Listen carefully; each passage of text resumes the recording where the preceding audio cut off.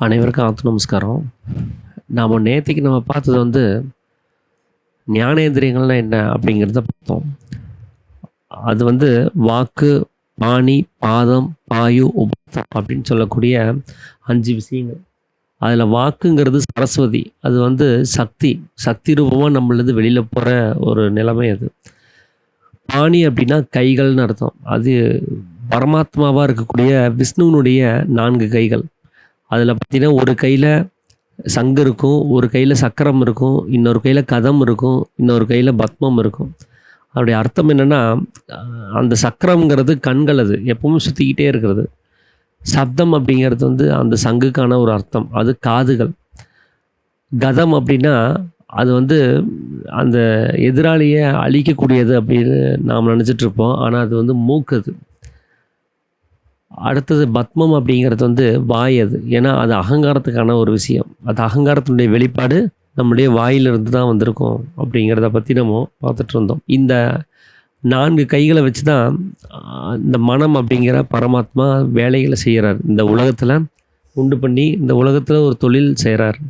அப்போ கண்களால் பார்த்தறியறதும், காதால் கேட்டறியறதும், மூக்கால் முகர்ந்தறியதும், வாயால் அதாவது நாவால் தொட்டறியறதும், நாவால் சுவைத்தறிவதும், அப்புறம் அகங்காரம் அப்படிங்கிற இந்த ஜடம் அப்படிங்கிற தோளால் தொட்டறிவதுமாக இருக்கக்கூடிய 5 தொழில்களை இந்த 4 புலன்களை வச்சு அவர் செய்கிறாரு அப்படிங்கிறத குறிப்பிட்டு சொல்லியிருந்தாங்க. அதுக்கு அடுத்ததாக பாதம் அப்படின்னா உற்பத்தி ஸ்தானம்னு அர்த்தம்.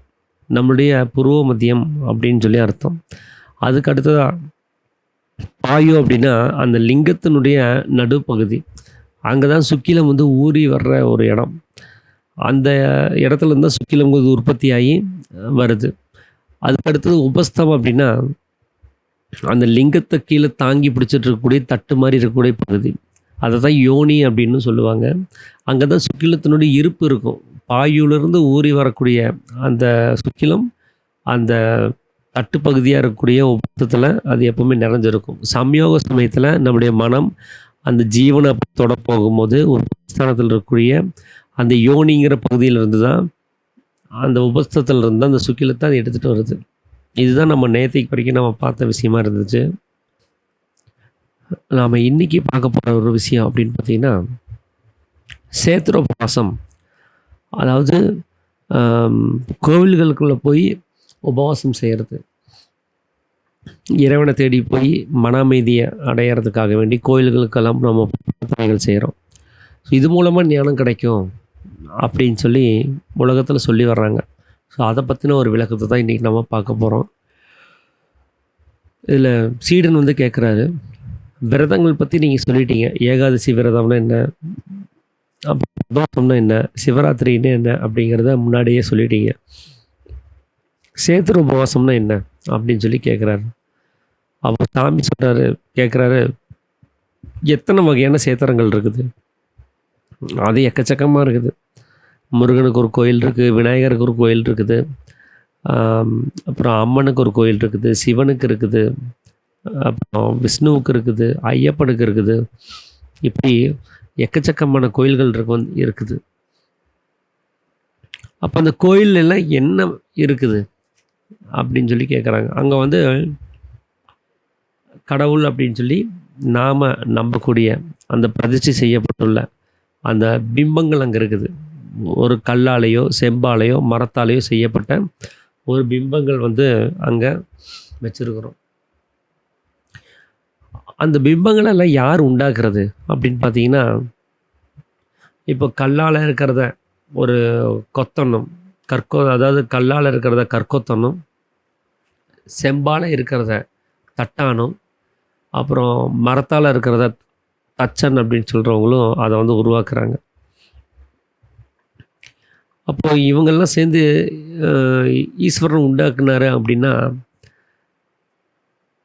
அப்போ முதல்ல ஈஸ்வரன் உண்டானாரா இல்லை இந்த உண்டாக்குனவங்க உண்டானாங்களா அப்படின்னு ஒரு கேள்வி வருது.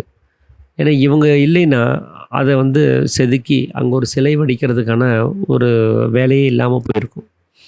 இப்போ முதல்ல யார் உண்டானாங்க அப்படின்னு, அப்போ இவங்கெல்லாம் அந்த இவங்க தான் நமக்கு முதல்ல உண்டாயிருக்கிறாங்க. ஆனால் இவங்க நமக்கு ஈஸ்வர சேவை செய்கிறதுக்காக வேண்டி நமக்காக வேண்டி அதை ஏன் வடித்து கொடுத்துருக்காங்க. அப்போது அந்த ஈஸ்வர சேவை அப்படின்னு செய்கிறது வந்து அப்போ முதல்ல நம்ம இவங்களுக்குள்ள செய்யணும். இவங்க இல்லைன்னா அந்த ஈஸ்வர சேவை செய்கிறதுக்கான அந்த உருவ வழிபாட்டை செய்கிறதுக்கான அந்த சிலைகளை இவங்க செஞ்சு கொடுத்துருக்கவே முடியாது அப்படின்னு சொல்லி சாமி வந்து கேட்குறாரு. இல்லை, இவங்க என்னதான் இவங்க வந்து சிலைகளை வடித்து கொடுத்தாலும் ஒரு பிராமணன் வந்து அதுக்கு பிராண பிரதிஷ்டை செய்யணும். அவர் செய்யலைன்னா அந்த சிலைக்கு வந்து சக்தி கிடைக்காது அப்படிங்கிறத வந்து குறிப்பிட்டு சொல்கிறாங்க. அப்போது ஈஸ்வரன் உண்டாகிறதுக்கு முன்னாடியே இந்த தட்டானும் அப்புறம் மற்ற ஆளுகளும் சேர்ந்து ஒரு சிலையை செஞ்சு அதில் பிராமணர்கள் அப்படிங்கிறவர் வந்து பிராண பிரதிஷ்டை செஞ்சுருக்கிறாங்க அப்படிங்கிறது வந்து சொல்லும்போது அந்த எப்படி வந்து இதை வந்து உள்ளுக்குள்ளார சிருஷ்டி செய்கிறாங்க, எப்படி அதை வந்து பிராண பிரதிஷ்டை செய்கிறாங்க அப்படின்னா, சேத்திரத்தில் அதாவது கோயிலில் அங்கே மூலஸ்தானம்னு ஒன்று இருக்கும். அந்த மூலஸ்தானத்துக்குள்ளார அஷ்டகந்தகம் அப்படின்னு சொல்லி அந்த கலவையில், இப்போ நம்ம சிமெண்ட் அப்படின்னு சொல்கிறோம், அப்போ வந்து அஷ்டகந்தகத்தை வந்து கலந்து 8 வகையான கந்தகத்தை கலந்து அதை கீழே பூசி அது மேலே வந்து சிலையை இருக்க வச்சு நிலைநிறுத்துகிறாங்க. அப்புறம் அதில் வந்து பிராண பிரதிஷ்டை அப்படின்னு சொல்லிட்டு பூஜை புனஸ்காரங்கள் நைவேத்தியம் இதெல்லாம் செஞ்சு அதுக்கு வந்து ஒரு பிரதிஷ்டை அப்படின்னு சொல்லக்கூடிய ஒரு விஷயத்தை வந்து பண்ணுறாங்க. அப்போ சாமி கேட்குறாரு, இப்போ நீங்கள் ஒரு பிராண பிரதிஷ்டை செய்கிறத சொல்கிறீங்க இல்லையா, இது வந்து அந்த சிலைக்கு தெரியுமா? அந்த சிலைனால் அந்த பிம்பத்தினால ஏதாவது ஒரு விஷயம் நீங்கள் என்ன பண்ணுறீங்கன்னு தெரியுமா? இல்லை நீங்கள் நைவேத்தியம் செய்யப்பட்ட விஷயத்த அதனால் சாப்பிடவாது முடியுமா அப்படிங்கிறது கேட்குறாரு. அப்படி சாப்பிடும் கேட்கும் அப்படிங்கிறதுனால தானே இதெல்லாம் நம்ம செய்கிறோம். அது ஒரு நம்பிக்கை தானே. அப்போது எனக்கும் அந்த நம்பிக்கை இருக்குது அப்படின்னு சீடன் சொல்லும்போது சாமி கேட்குறாரு, இது வரைக்கும் உலகத்தில் ஏதாவது ஒரு பிம்பம் புசித்ததாகவோ குடித்ததாகவோ இல்லை சப்தித்ததாகவோ ஏதாவது ஒரு கேள்வி நம்ம பட்டிருக்கிறோமா அப்படின்னு சொல்லி கேட்குறாரு. இல்லை, அப்படி எதுவுமே பண்ணலை. அப்போது ஒரு மரத்துண்டுக்கு ஒப்பான ஒரு அந்த ஈஸ்வரன் அவர் தூணுலையும் குத்துகிற உரல்லையும் உலக்கையிலையும் அந்த ஈஸ்வரனுங்கிறவர் அப்போ இருக்கணும்னு தானே அர்த்தம். ஏன்னா ஒரு ஒரு கல்லை எடுத்து அதை 3ஆக உடைச்சி ஒரு கல்லில் ஈஸ்வரனுடைய சிலையை செஞ்சாச்சு, ஒரு கல்லில் உரலை செஞ்சாச்சு, இன்னொரு கல்லில் உளுக்கையை செஞ்சாச்சு. அப்படி ஒரே இதை கல்லை நம்ம செஞ்சு வச்சாலும் இந்த 3மே ஒரே பொருள்லேருந்து உண்டானது தான். அந்த 3 பொருளையும் உண்டாக்குனது ஒரே கற்கொத்தன் தான். அப்படி இருக்கும்போது மற்ற 2ஐயும் நம்ம வணங்கலாம் இல்லையா அப்படின்னு சொல்லி சாமி கேட்குறாரு. அப்போ சீடன் சொல்கிறாரு, இல்லைங்க சாமி, அப்படி வணங்க முடியாது. ஏன்னா ஈஸ்வரன்னு சொல்லி ஒரு சங்கல்பிக்கும் போது அங்கே பிராண பிரதிஷ்டைன்னு ஒன்று செஞ்சுருக்கிறோம். அது செய்யும்போது தான் அங்கே சக்தி ஊட்டப்படுது. மற்ற 2க்கும் அதெல்லாம் செய்கிறது கிடையாது அப்படிங்கிறாரு. அப்போது அந்த உருவத்தை உண்டாக்குன ஆசாரியார் அவர் தான் அந்த உருவத்தை அதை கொடுத்துருக்கிறாருன்னு தெரியுது. அவரை பூஜிக்கணும். அப்படி இல்லைன்னா அதுக்கு பிராண பிரதிஷ்டை செஞ்சார் இல்லையா, அவர்னால தான் அந்த சக்திங்கிறது உண்டாயிருக்குது. அப்போ அந்த பிராமணன், அப்போ அந்த பிராமணரை பூஜிச்சா பத்தாதான், இந்த மரம் கல் உலோகம் இதெல்லாம் வச்சு உண்டாக்குன இந்த பொம்மைகளை நாம் கண்டிப்பாக பூஜிக்க வேணுமா அப்படின்னு சொல்லி கேட்குறாரு. அப்போது சீடன் கேட்குறாரு, சாமி அப்போ பிராண பிரதிஷ்டை செய்யப்பட்டா இந்த உருவங்களுக்கெல்லாம் சக்தி இல்லையான்னு கேட்குறாரு. சாமி சொல்கிறார், நிச்சயமாக இல்லை. நிச்சயமாக அங்கே வந்து எந்த ஒரு சக்தியும் அங்கே ஊட்டப்படுறது கிடையாது. எப்படி அப்படின்னா, பிராண பிரதிஷ்டை அப்படின்னு சொல்லும்போது அந்த பிராணனை வந்து நிலைநிறுத்துறதுன்னு அர்த்தம். பிராணங்கிறது ஜீவனாக இருக்குது. அப்படி ஒரு பிராமணன் போய் ஒரு பிராண பிரதிஷ்டை செய்கிறேன் அப்படின்னாருன்னா அவருடைய ஜீவனை கொண்டு போய் அதில் நிலைநிறுத்தணும். அப்படி யாராவது உலகத்தில் தன்னுடைய ஜீவனை கொண்டு போய் பிராண பிரதிஷ்டை செஞ்சு அப்புறம் நிலைநிறுத்தி இருக்கிறாரு அப்படின்னு நம்ம கேள்விப்பட்டது உண்டா? ஏன்னா அப்படி நிலைநிறுத்தும் போது தன்னுடைய ஜீவனை வெளியில் விட்டு தான் அதை செய்ய முடியும். அந்த ஜீவன் தண்ணிலேருந்து வெளியில் போயிடுச்சுன்னா அது பிணமாயிரும். அப்படி பிராண பிரதிஷ்டை செய்யும்போது ஒருத்தர் பிணமாய் நம்ம கேள்விப்பட்டது உண்டா அப்படின்னு சொல்லி கேட்குறாரு. இல்லை, அப்படி யாரும் நம்ம கேள்விப்படலை.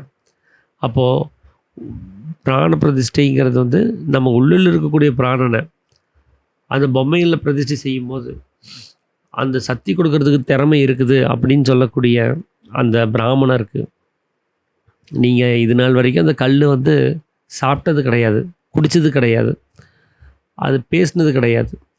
அந்த கல்லுக்கு நீங்கள் சக்தி ஊட்டுறதுக்காக இவ்வளோ பாடுபட்டு ஒரு பிராண பிரதிஷ்டை செய்கிறதுக்கு பதிலாக ஒரு பிணம் அது ஏற்கனவே சாப்பிட்டு இருந்துச்சு, குடிச்சிட்டு இருந்துச்சு, அது ஏற்கனவே பேசிகிட்டு இருந்துச்சு, நம்ம பேசுகிறதெல்லாம் கேட்டுட்டு இருந்துச்சு, என்ன அதுக்குள்ளே ஜீவன் தீர்ந்து போயிடுச்சு.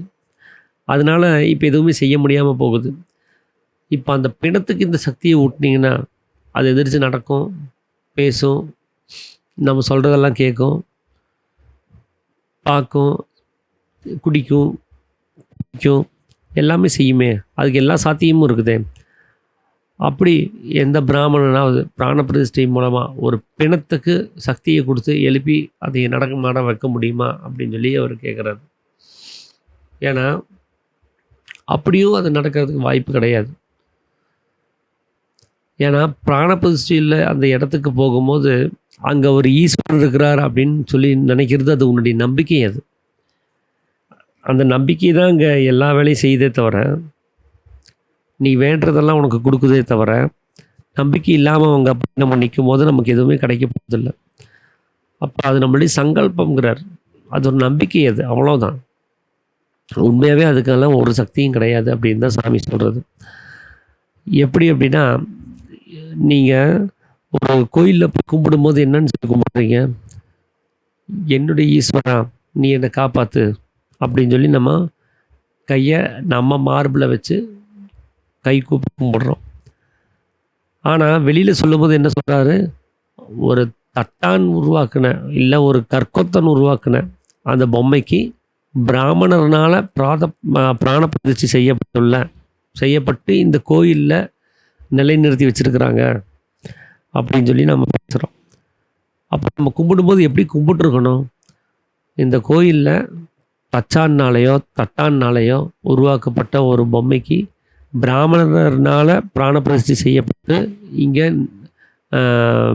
பிரதிபிம்பிக்கப்பட்டுள்ள, அதாவது நிலைநிறுத்தப்பட்டுள்ள இந்த இறைவா நீ என்னை காப்பாற்று அப்படின்னு தான் நாம் சொல்லணும். இதில் என்னுடைய இறைவான்னு சொல்கிறதுக்கு நம்மளுடைய பங்கு என்ன இருக்குது? உருவாக்குறது தட்டானும் தான். அதுக்கு பிராண பிரதிஷ்டை செஞ்சு சக்தி ஊட்டினது பிராமணன். அது இருக்கிறது வெளியில் இருக்கக்கூடிய ஒரு கோயிலில். ஆனால் இறைவனை பற்றி பேசும்போது என்னுடைய இறைவான் எதுக்கு நம்ம பேசணும் அப்படின்னு தான் அவர் கேட்குறது. நீங்கள் இப்படி இல்லை, நீங்கள் வணங்கணும் அந்த பிம்பத்தினுடைய நெஞ்சில் கையை வச்சு இந்த கோயிலில் பிராண பிரதிஷ்டை செய்யப்பட்டுள்ள இறைவா என்னை காப்பாற்று அப்படின்னு தானே நம்ம வணங்க வேண்டியதாக இருக்கணும். ஏன் என்னுடைய இறைவான்னு சொல்லி அங்கே வணங்க வேண்டியதாக இருக்குது? கொஞ்சம் சிந்திச்சு பாருங்கள் அப்படின்னு சொல்லி சாமி சொல்கிறாரு. அப்போது உண்மையாகவே நாம் இல்லைன்னா அங்கே கோவிலோ அங்கே தச்சான் உருவாக்கின பொம்மையோ அந்த பொம்மையில் பிராண பிரதிஷ்டை செய்யப்பட்டுள்ள சக்தியோ எதுவுமே இல்லாமல் தான் போகும். ஏன்னா நம்மளுடைய பிரதிபலிப்பு தான் இது எல்லாமே. அதனால தான் தெரிஞ்சோ தெரியாமலோ என்னுடைய இறைவான்னு நம்ம வந்து அங்கே கும்பிட வேண்டியதாக இருக்குது. அப்போ நம்முடைய சக்தி வெளியில் பரவலைன்னா இது எதுவுமே இல்லை. அப்போ இங்கே பார்க்குறது எல்லாமே என்னுடைய சங்கற்பம் தான், அது என்னுடைய பிரதிபலிப்பு தான், அது என்னுடைய கற்பனை தான். அது அப்படி இல்லாமல் அந்த பிராண பிரதிஷ்டையில் எந்த ஒரு சக்தியும் கண்டிப்பாக கிடையாது. ஏன்னா பிராண பிரதிஷ்டை செஞ்சாங்க அப்படின்னா அது அந்த நம்மளுடைய பிராணனை கொண்டு அதை நிலைநிறுத்தவும் அது எந்த ஒரு அசைவும் இல்லாமல் தான் இருக்குது. அது ஏதாவது ஒன்று பேசவும் மாட்டேங்குது, கொடுத்தா சாப்பிடவும் மாட்டேங்குது. ஒரு கல் என்ன பண்ணுமோ அதனுடைய சுபாவத்தில் தான் அது இருக்குது. அப்போது நாம் எப்படி ஒரு கதவை நாம் நிலைநிறுத்தி வச்சுருக்கிறோமோ, எப்படி ஒரு வீட்டில் உரலும் உலக்கையும் நிலைநிறுத்தி வச்சுருக்கிறோமோ அதுக்கு ஒப்பாக தான் அது இருக்குது. ஒரு கல்லை ஒரு நிலையை, அதாவது ஒரு கதவை ஒரு ஆசாரி வந்து செய்யணும். அதை கொண்டு போய் செவுத்தில் நிலைநிறுத்துறதுக்கு ஒரு கொத்தனார் வரணும். எப்படின்னா ஒரு கல்லை வச்சு சுண்ணாம்பு போட்டு அதில் கட்டி அதில் வந்து நிறுத்துகிறாங்க. அப்போது இந்த கதவு நிலையை ஒரு ஆசாரி உண்டாக்கவும் அதை கொத்தனாங்க கட்டி நிறுத்தவும் செஞ்சது. அதே மாதிரி தான் இந்த பொம்மைகளை உண்டாக்க தெரிந்தவர். அது உலோகத்தினாலேயோ இல்லை மரத்தினாலேயோ இல்லை கற்சிலைகள்னாலேயோ அதை உண்டாக்க தெரிந்தவர். ஒரு அஷ்டகந்தத்தையோ சுண்ணாம்பையோ எடுத்துகிட்டு வந்து அதை கட்டி நிறுத்துறதுக்கான ஒரு வேலையை அங்கே வந்து செய்கிறாங்க. அப்படி நிறுத்தின பொம்மையை ஈஸ்வரன் சொல்லி நாம் பூஜிக்கவும் செய்கிறோம். அதுக்கு எப்படின்னா, என்னுடைய உள்ளங்கையில் ஒரு பாயசத்தை ஒரு கரண்டி ஊற்றி இருக்கிறாங்க. நான் அதை குடிக்காமல் வேடிக்கை பார்த்துட்ருக்குறேன். என்னுடைய விரல் துவாரம் வழியாக கீழ் நோக்கி அந்த பாயசத்தினுடைய நீர் வந்து வலிஞ்சு என்னுடைய பின்பக்கம் இருக்கிற முழங்கை வரைக்கும், அந்த முட்டி வரைக்கும் வலிஞ்சு வருது. ஐயோ, என்ன பாயசம் பின்பக்கம் வழியாக வலிஞ்சு வருதுன்னு சொல்லி அந்த கையை திருப்பி நான் அதை வலிஞ்சு வர்ற அந்த நீரை நான் நக்கும் போது என் உள்ளங்கையில் இருக்கிற முழு பாயசமும் கீழே சிந்தி போயிடுது. இப்படி தான் நாம் ஈஸ்வரனை இங்கே பூஜிக்கிற நிலைமைங்கிறது இருக்குது. எப்படின்னா, ஈஸ்வரன் அப்படின்னா அவருக்கு ஒரு இருப்பிடம் இருக்குது. அவர் சர்வ வியாபி அல்ல. அவர் ஒரே இடத்துல தான் இருக்கிறார். அந்த ஒரு இடத்துல இருந்துட்டு தான் எல்லாத்தையுமே ஆளுமை செஞ்சிட்ருக்கிறார். அவருடைய இருப்பிடம்ங்கிறது நம்முடைய பூர்வ மத்தியம்.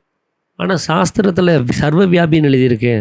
நீங்கள் என்ன ஒரு இடத்துல மட்டும்தான் அவர் இருக்கிறாருன்னு சொல்கிறீங்க அப்படின்னா, அவருடைய சைத்தன்யம் தான் சர்வ வியாபியாக இருக்குது. அவர் இல்லை, அவர் ஒரு இடத்துல தான் இருக்கிறாரு. அதனால தான் அவரை நம்ம தேடிட்டுருக்குறோம். அவர் எல்லா இடத்துலையும் இருக்கிறாருன்னா நம்ம தேட வேண்டிய அவசியமே இல்லையே. அவருடைய சைத்தன்யம் தான் எல்லா இடத்துலையும் இருக்குது. அவர் ஏதோ ஒரு இடத்துல இருக்கிறார். அந்த இடம்ங்கிறது நம்முடைய இருதயமாக இருக்கக்கூடிய பூர்வ மத்தியம் தான். அது எப்படி ஒரு மேஜை மேலே வைக்கப்பட்ட ஒரு விளக்கு ஒரு இடத்துல தான் இருக்குது, ஆனால் அதனுடைய பிரகாசம் அறை முழுவதும் பரவி இருக்குது. அதே மாதிரி தான் ஈஸ்வரனுடைய சக்தி எல்லா இடங்களிலும் பரவி இருக்குது. ஆனால் ஈஸ்வரன் ஒரே இடத்துல தான் இருக்கிறாரு. அப்படி அந்த ஈஸ்வரனுங்கிறது உள்ளுக்குள்ளார பூர்வ மத்தியத்தில் இருக்கிறார். நீங்கள் அவரை அங்கே போய் கவனிக்காமல் வெளி விஷயங்களில் போய் அவர் அங்கே இருக்கிறாரா இங்கே இருக்கிறாரான்னு அப்படி சக்தியை கவனித்து அந்த சைத்தன்யத்தை கவனிச்சுக்கிட்டு அவர் எல்லா இடத்துலையும் இருக்கிறாருன்னு சொல்லி எங்கெங்கேயோ தேடி அலைஞ்சு நம்முடைய ஜீவசக்தியை வெளியில் விட்டு செலவு பண்ணி செத்துட்டு தான் இருக்கிறோம். அதனால தான் அந்த பாயாசத்தை ஒரு உதாரணமாக சொல்கிறாரு. இதே தான் வந்து சித்தருடைய ஒரு பாடலில் இருக்கும். ஓடி ஓடி ஓடி ஓடி உட்கலந்த ஜோடியே, நாடி நாடி நாடி நாடி நாட்களும் கழிந்து போய், தேடி தேடி தேடி தேடி மாண்டு போன மாந்தர்கள், கோடி கோடி கோடி கோடி எண்ணிறைந்த கோடியே. அப்போது நம்ம உள்ளத்துக்குள்ளார நமக்குள்ளார உள்ளார கலந்து போன ஒரு ஜோதியை நம்ம வெளியில் தேடி மாண்டு போன மாந்தர்கள் கோடி கணக்கால் இருக்காங்க அப்படிங்கிறார். அப்போது நமக்குள்ளார தான் அந்த இறைவனுடைய ஒரு விஷயத்தை நம்ம தேடணும். நம்ம வெளியில் தேடுறது நம்முடைய ஜீவசக்தியை விரயம் பண்ணுற ஒரு விஷயம். நீங்கள் என்ன தேடினாலும் அதில் கிடைக்க போகிறதில்ல. ஒரு சித்தர் இருக்கிறாரு, அவர் ஈஸ்வரனை கவனித்து அவரை பற்றின ஒரு தியானத்தில் இருந்து அவரை பார்த்து ஒரு வரத்தை வாங்குறார். ஈஸ்வரன் வந்து அவருக்கு முன்னாடி தோன்றி உனக்கு என்ன வரம் வேணும் கேளு அப்படின்னு சொல்லி அவர் கேட்குறாருன்னா, அவர் வெளியில் கோயில்களில் போய் அலைஞ்சு தெரிஞ்சிருப்பாரா, இல்லை ஒரு இடத்துல உட்காந்து தன் உள்முகமாக தவம் பண்ணியிருப்பாரான்னு கொஞ்சம் சிந்திச்சு பாருங்கள். தவம் பண்ணவங்களுக்கு தான் முன்னாடி நின்று உனக்கு என்ன வரம் வேணும்னு கேட்டிருக்கிறாங்க. தவம் பண்ணவங்க தான் இறைவனை நேரடியாக பார்த்துருக்குறாங்க.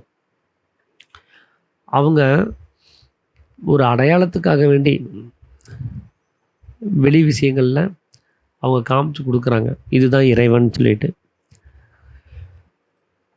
அப்போ அந்த பாயாசத்தை நம்ம பார்க்காம அதிலிருந்து ஒழுகி வந்த அவருடைய ஈஸ்வரத்தன்மையாக இருக்கக்கூடிய அந்த சக்தியை, அந்த சைத்தன்யத்தை கவனித்ததுனால தான் அந்த தண்ணியை நம்ம நக்க போய் நம்ம முழு பாயசத்தை இழந்தோம். அப்படி நம்ம ஜீவனிலிருந்து பிரதிபலிக்கப்பட்ட இந்த சக்தியை, இந்த ஈஸ்வரிலேருந்து பிரதிபலிக்கப்பட்ட இந்த சக்தியை கவனித்து அதை போய் வணங்க போய் நமக்குள்ளார ஈஸ்வரனாக இருக்கக்கூடிய அந்த ஜீவனை வெளியில் விட்டு அதோகதியாக செத்து போயிட்டுருக்குறோம். அப்போது நம்ம முன்னமே அந்த பாயாசம் இதுதான், கடவுள் இதுதாங்கிறத அறிஞ்சு நாம் அவரை கவனிச்சிருந்தோம்னா இந்த ஜீவசக்தி வெளியில் போய் சலனமாயிருக்காது. இது வெளியில் போய் இருந்து செத்துப்போகிற நிலைமைங்கிறது உண்டாயிருக்காது.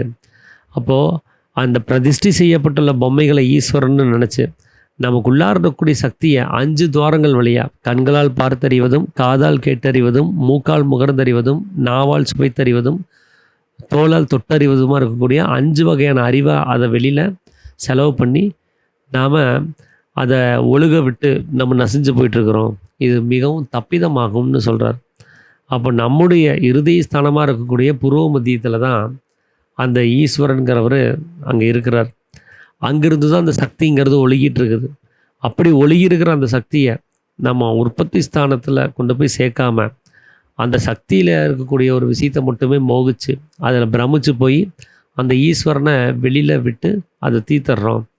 அப்போது ஈஸ்வரனில் இருக்கக்கூடிய அந்த சக்தி, அந்த ஒழுகி வரக்கூடிய சக்தியை மோகிச்சதுனால தான் ஈஸ்வரன் எப்படிப்பட்டவர்னு சொல்லி நாம் அறிய முடியாமல் போயிடுச்சு. அதனால தான் நாம் அறியாமையில் இருக்கிறோன்னு சொல்லி சொல்கிறதுக்கு காரணம்.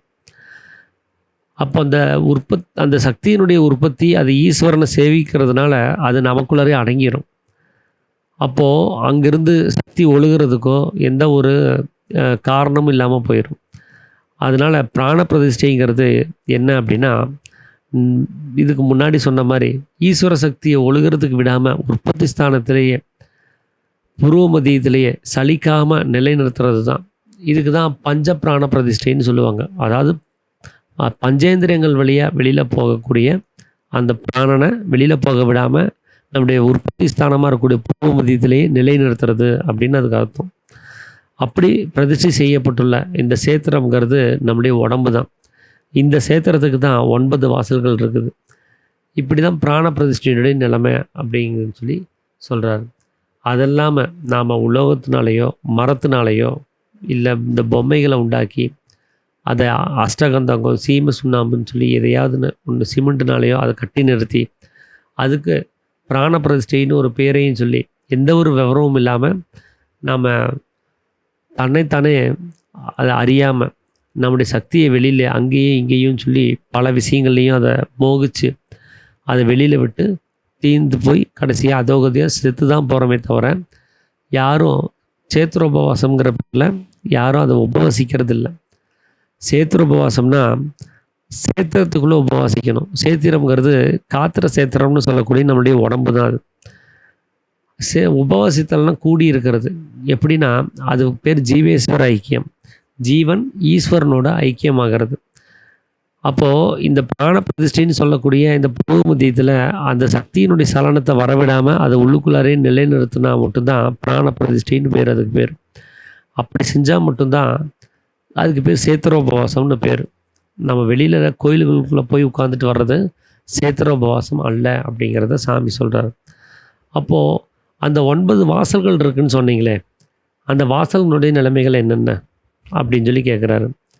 அந்த வாசல்களுங்கிறது நவ வாசல்கள். நம்ம உடம்புக்குள்ளே 9 வாசல்கள் இருக்குது. அப்போ இந்த ஜடம் முழுவதும் சேத்திரம் தானா? ஏன்னா 9 வாசல்கள் ஜடம் முழுவதும் இருக்குதே அப்படின்னா சாமி சொல்கிறாரு, ஜடம் முழுவதும் சேத்திரம் அல்ல, ஜடத்தில் ஒரு பாகம் மட்டுமே சேத்திரம் இருக்கிறது. ஜடத்தில் எல்லா துவாரங்களும் நவதுவாரங்களுக்கு உட்பட்டவை அல்ல. சேத்திரத்தில் நவதுவாரங்கள் மட்டும் அந்த நம்முடைய சேத்திரம்னு சொல்லக்கூடிய அந்த சிரசு பகுதி தான் இருக்குது. அந்த சிரசில் இருக்கக்கூடிய 9 வாசல்கள் தான் நவதுவாரங்கள்னு சொல்கிறது. ஆனால் உலகத்தில் அப்படி சொல்கிறது கிடையாது. ஏன்னா உலகத்தில் நம்மளுடைய நவதுவாரங்களை பற்றி குறிப்பிடும்போது அவங்க என்ன சொல்கிறாங்க, மூக்குனுடைய 2 துவாரம், காதுனுடைய 2 துவாரம், அப்புறம் கண்களினுடைய 2 துவாரம், அப்புறம் வாயினுடைய 1 துவாரம், மலத்வாரம், மூத்திர துவாரம் அப்படின்னு சொல்லக்கூடிய அந்த 9 துவாரங்கள்னு சொல்லி குறிப்பிட்டு சொல்கிறாங்க. முகத்தில் 7 துவாரமும் உடம்பு கழுத்துக்கு கீழே 2 துவாரமும் சேர்த்து அவங்க சொல்கிறாங்க. ஆனால் சேத்திரம்னு சொல்லும்போது அது சிரசு மட்டும்தான் சாமி சொல்கிறார். எல்லா உடம்புனுடைய எல்லா பாகமும் சேத்திரம் கிடையாது, அந்த கோவில் கிடையாது. கோவிலுங்கிறது நம்முடைய அந்த சிரசு மட்டும்தான் அப்படிங்கிறாரு. அப்படி பார்க்கும்போது ஒரு 7 துவாரம் மேலேயும் இன்னும் 2 துவாரம் கீழேயும் வர்றதுக்கு வாய்ப்பு இல்லை. 2வது லிங்கம் அப்படின்னு சொல்கிறதும் குதம்னு சொல்லக்கூடிய அந்த மலத்வாரமும் நீங்கள் சொல்கிற மாதிரி அது தனியாக இருக்குது. அந்த 2 துவாரங்களும் சிரசிலிருந்து வேறாக இருக்குது.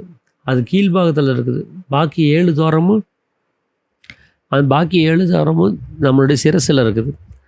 அது மட்டும் இல்லாமல் இதில் இந்த லிங்கம் அப்படின்னு சொல்கிறது வந்து ஒரு ரொம்ப ரகசியமாக இருக்கக்கூடியது.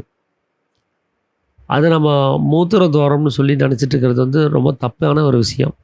ஏன்னா லிங்கம் அப்படிங்கிறது வந்து நாம் பார்க்கும்போதே அந்த மூத்திர துவாரத்தை நம்ம பார்க்கவே செய்கிறோம். அது ரகசியமானது அல்ல. அது நம்ம மறைச்சி வைக்கிறதுனால அதுக்கு பேர் ரகசியம் கிடையாது. நீங்கள் வெளிப்படுத்தினா கூடவும் வெளிப்படக்கூடாது. அதுதான் ரகசியமாக இருக்கணும். அதை குதம்னு சொல்லக்கூடியதும் அப்படி தான். 2வது குதம்ங்கிறது வந்து நம்மளுடைய ஞானேந்திரியங்களில் ஒரு விஷயமா இருக்குது. அப்போது ஞானேந்திரியங்கள்லேயும் அது ஒரு விஷயமா வர்றதுக்கு சிரசில் 7 துவாரமும் உடம்புல கழுத்துக்கு கீழே 2 துவாரம் வர்றதுக்கு வாய்ப்பில்லை. அது மட்டும் இல்லாமல் லிங்கம்ங்கிறது ரொம்பவும் சிரேஷ்டமான ஒரு விஷயம், மரியாதைக்குரிய ஒரு விஷயம். அதை போய் நம்ம மூத்திர துவாரம்னு சொல்கிறதுல வந்து ரொம்பவும் ஒரு அறிவீனம் அப்படிங்கிறத சொல்கிறார். ஏன்னா லிங்கம்னா அது சிவலிங்கம், அது மூத்திர துவாரம் கிடையாது. 2வது அது ஸ்திரீ புருஷர்கள் எல்லாத்துக்குமே அது இருக்கிறது. அந்த லிங்கம்ங்கிறது சேத்திரத்தில் பிரதிஷ்டை செய்யப்பட்டிருக்குது. அந்த சேத்திரம்ங்கிறது நம்மளுடைய சிரசு தான். அந்த சேத்திரம் அந்த 9 வாசல்களோடு சேர்ந்தது.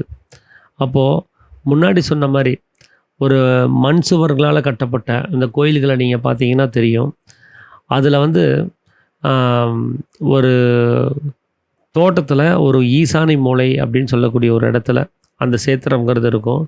அந்த சேத்திரத்தில் உள்ளுக்குள்ளார போகிறதுக்கு 4 பாகங்கள் கோபுர வாசல் அப்படின்னு சொல்லி இருக்கும்.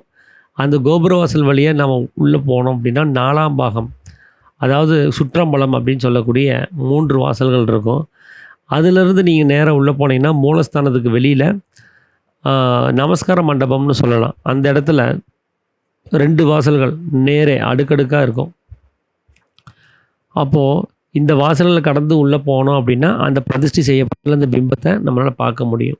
இதே மாதிரி தான் நம்ம உடம்புலையும் 2 கண்கள் 2 காதுகள், இது வந்து கோபுர வாசல்களாக இருக்குது. நீங்கள் மீனாட்சி அம்மன் கோயிலில் நீங்கள் பார்த்தீங்கன்னா உங்களுக்கு தெரியும், திசைக்கு ஒரு கோபுரமாக 4 கோபுரங்கள் இருக்கும். அதுதான் வந்து வெளி உலகத்திலேருந்து உள்ளே வர்றதுக்கான தொடர்பில் இருக்கக்கூடியது. இந்த உலகம்ங்கிறது என்னென்னா லைட் அண்டு சவுண்டு, இந்த 2 தவிர இந்த உலகத்தில் ஒன்றுமே இல்லை. கண்ணு தெரியணும், இல்லைன்னா காது கேட்கணும். இந்த 2மே இல்லைன்னா அவனுக்கு உலகமே கிடையாது.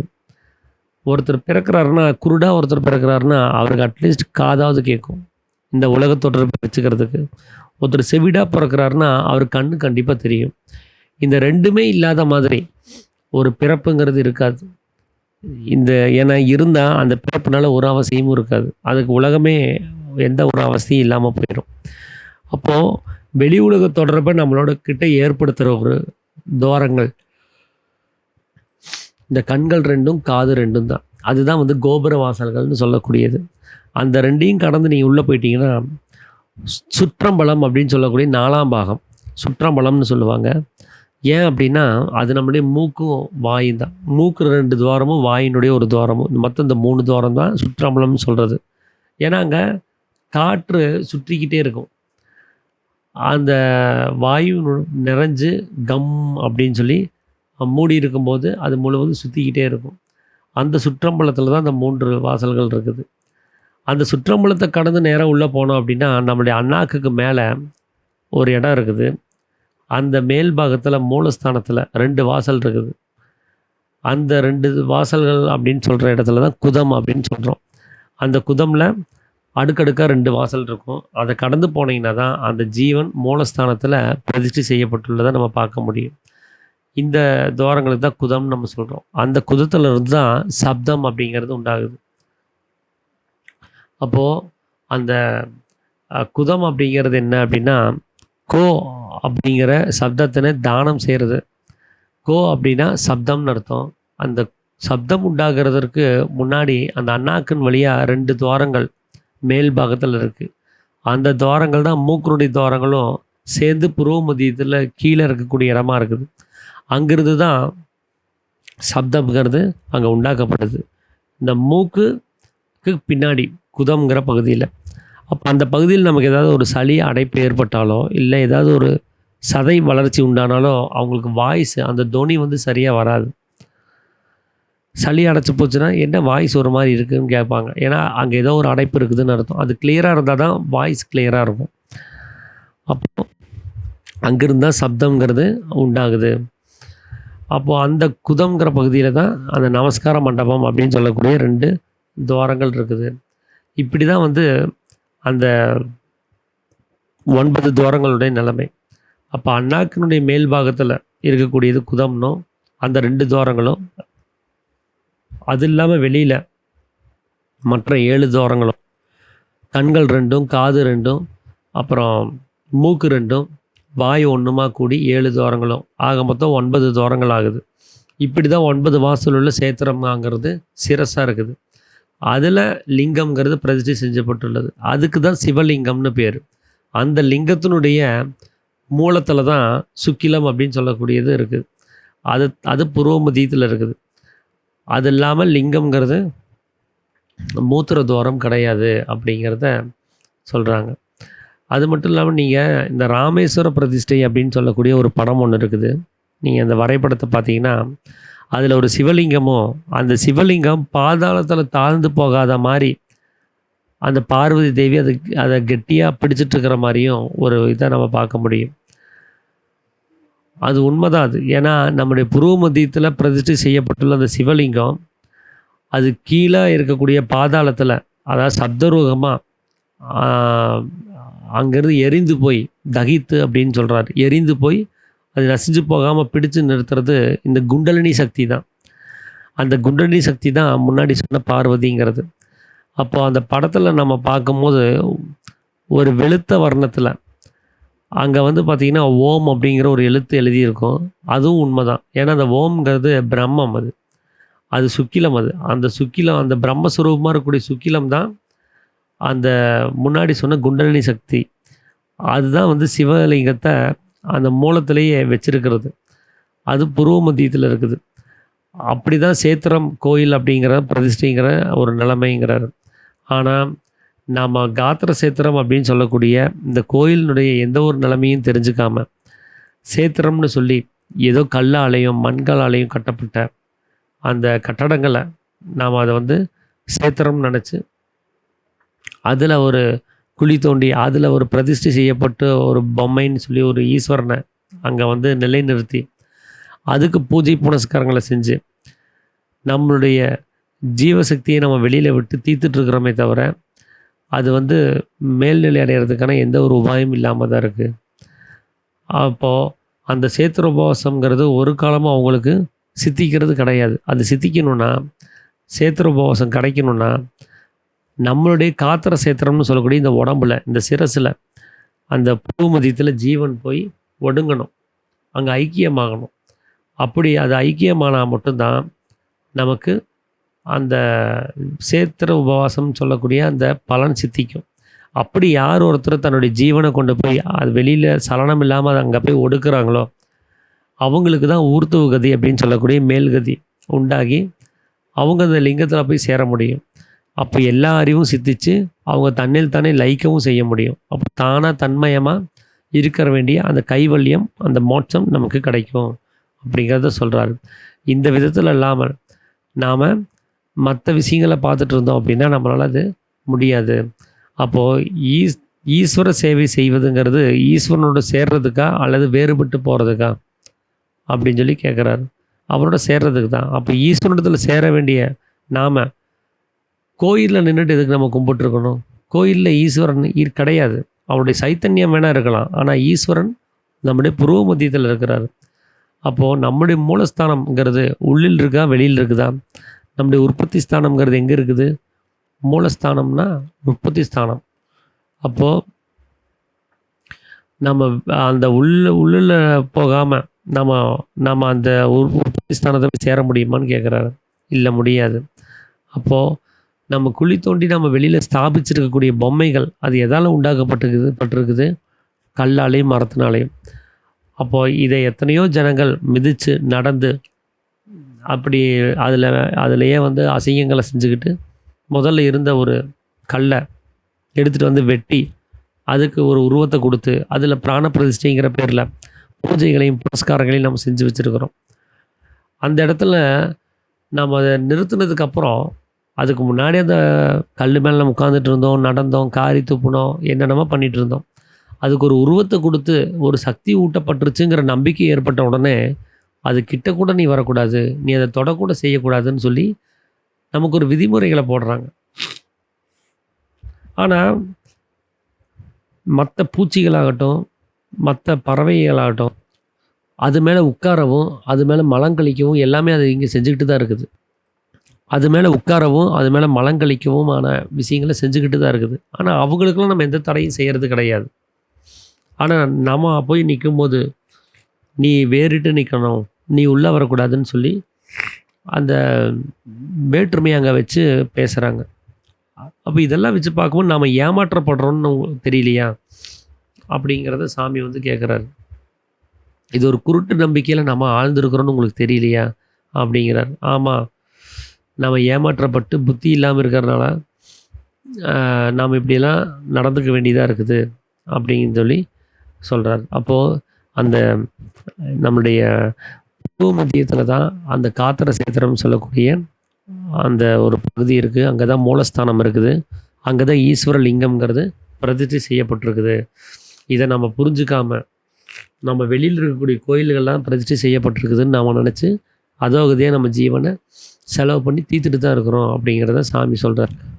அப்போ எதுக்காக இந்த சேத்திரங்கள் அப்படின்னு சொல்லி கட்டடங்கள் உண்டாக்கின கோயில்களை உண்டாக்கணும் அப்படின்னு கேட்டால், இப்போ என்னுடைய பையன் வந்து என்கிட்ட வந்து மயில் எப்படி இருக்குன்னு கேட்குறாருன்னு வச்சுக்கோங்களேன். நான் உடனே அந்த நேராக அந்த உண்மையான மயிலை நான் போய் தேடி கொண்டு வந்து கொடுத்து இது இப்படி தான் இருக்கும்னு நான் சொல்ல வேண்டியதில்லை. அவனுக்கு மயில் மாதிரி ஒரு உருவத்தை வரைஞ்சி அதுக்கு கலரிங்கெல்லாம் பண்ணி இதை இப்படி தான் இருக்குன்னு ஒரு அடையாளம் சொன்னால் போதும். அவன் நாளைக்கு அவன் பெருசாகி அந்த மயிலை நேரில் பார்க்க வேண்டிய சூழல் வரும்போது அவன் அடையாளம் பிடிச்சிக்குவான். ஓ, இப்படி தானே வரைஞ்சி காமிச்சாங்க, இந்த கலரில் தானே இருக்குன்னு சொன்னாங்கன்ட்டு. அப்போ அந்த அடையாளத்துக்காக நான் எப்படி அந்த மயில் ஒரு பொம்மையை நான் வரைஞ்சி காமிச்சனோ, அந்த மாதிரி சித்தர்கள் ஈஸ்வரன் எப்படி இருக்கிறாருங்கிற ஒரு அடையாளத்தை கோவில்களாக கட்டி அதில் பிரதிஷ்டை செய்யப்பட்டு 9 வாசல்கள் இப்படி தான் இருக்கும், கர்ப்ப கிரகங்கிறது இப்படி தான் இருக்கும், அதில் பிரதிஷ்டை செய்யப்பட்டுள்ளது இப்படி தான் இருக்கும்னு தத்துவார்த்தமாக இருக்கிறத அவங்க என்ன பண்ணாங்கன்னா ஒரு அடையாளமாக வெளியில் வந்து காமிச்சு கொடுத்தாங்க. நாம் அந்த அடையாளத்தை மட்டுமே உண்மைன்னு நம்ம நம்பி இருக்கிற வரைக்கும் தத்துவத்தை நம்மளால் புரிஞ்சுக்க முடியாது. தத்துவத்தை புரிஞ்சுக்கணுன்னா அவங்க அந்த இறைவனை எப்படி போய் பார்த்தாங்கங்கிறத ஆலோசனை செய்யணும். அவங்க இந்த கோயில்களை உண்டாக்குறதுக்கு முன்னாடி ஒரு இடத்துல உட்காந்து தவம் பண்ணாங்க. தவத்தின் மூலமாக அந்த ஈஸ்வரனுடைய அந்த நிலைமையை அவங்க புரிஞ்சுக்கிட்டாங்க. அதை அடையாளப்படுத்துறதுக்காக வெளியில் கொண்டு வந்து அந்த விஷயத்தை கொடுத்துருக்காங்க. அப்போ நாமளும் அவங்கள மாதிரி நம்மளுடைய சக்தியை உள்ளில் அடக்கி தவம் செஞ்சால் தான் அந்த ஈஸ்வரனுடைய நிலைமையை நம்மளால் புரிஞ்சுக்க முடியும். அதை செய்யாமல் நம்ம ஏதோ மூட நம்பிக்கைகளில் ஆழ்ந்து போய் நம்ம அறிவு கெட்டு போய் நம்மளுடைய ஜீவசக்தியை வெளியில் விட்டு செலவு பண்ணி தீர்த்து அதை செத்து போயிட்டு இருக்கிறோமே தவிர யாரும் சேத்துருபவாசம்னு சொல்லி செய்கிறது கிடையாது, யாரும் மோட்சம் அடைகிறதும் கிடையாது அப்படிங்கிறத சாமி குறிப்பிட்டு சொல்கிறார். ஸோ இதுதான் இன்றைக்கி நான் உங்களோட பகிர்ந்துக்கணும் அப்படின்னு சொல்லி நினச்ச விஷயம். அனைவருக்கும் ஆர்த்த நமஸ்காரம்.